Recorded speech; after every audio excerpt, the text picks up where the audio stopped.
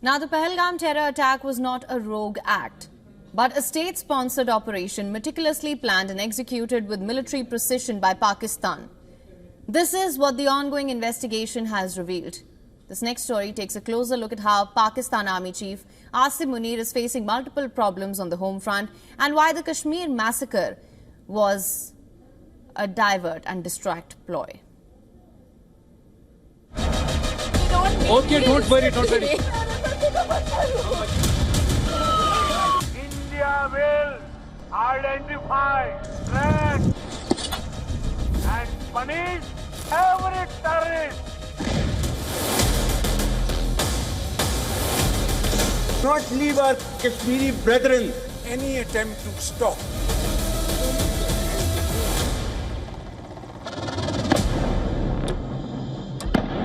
Pakistan's terror machine has a new face, and it's not just another gunman.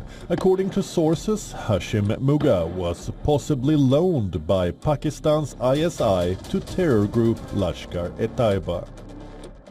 Investigations into the Pahalgam massacre shows that Musa, the Pakistani terrorist who fled the carnage, was once part of Pakistan's elite special service group. Just days before the brutal terror attack in Pahalgam that killed 26 tourists, Pakistan's army chief, General Asim Munir, gave a hostile speech. Government stance on Kashmir is absolutely clear. It was our jugular vein, it is our jugular vein. And we know this wasn't a slip, it was a signal.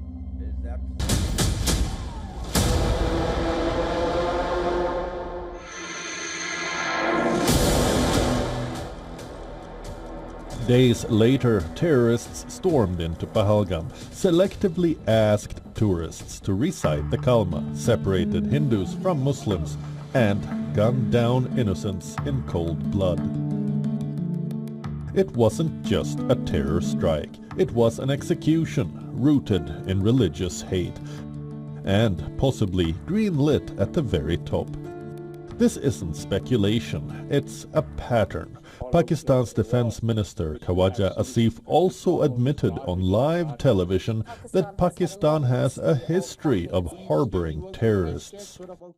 But you do admit, sir, that Pakistan has had a long history of backing and supporting and training and funding these terrorist organizations. We have been doing this dirty work for the United States for about 3 decades, and West, including Britain. You heard it. His exact words. We have been doing this dirty work for the United States and the West for decades. When your top civilian and military leaders talk this way, it's not hard to connect the dots. The reality is General Munir is under siege, not from India, but from within Pakistan. The country is imploding, inflation is out of control, fuel and food are scarce, protests erupt weekly. Baloch separatists are launching regular attacks on Pakistani military convoys. Just weeks ago, a group of Balochi fighters hijacked Jafar Express, a passenger train traveling from Quetta to Peshawar with over 450 people on board. Pakistani soldiers were among the passengers killed.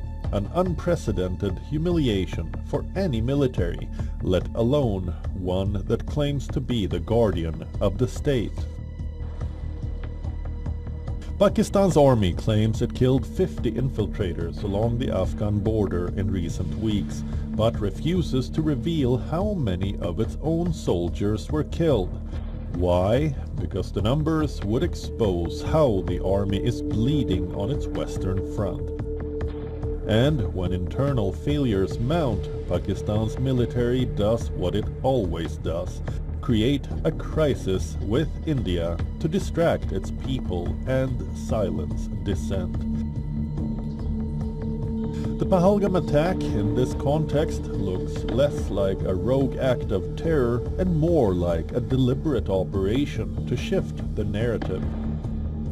A classic divert and distract move by General Munir. The Pakistan Army Chief's speech, the method of killing, the timing, none of it is coincidence. A desperate general trying to hold on to power, even if it means orchestrating mass murder. The blood of Pahalgam's innocents stains Pakistan Army Chief's hands, and the fallout is only just beginning. India's patience has run out, and the international community is waking up to Pakistan's deadly games. Munir's desperate attempt to distract from chaos at home may well trigger a reckoning he cannot control. Bureau Report, WION, World is One.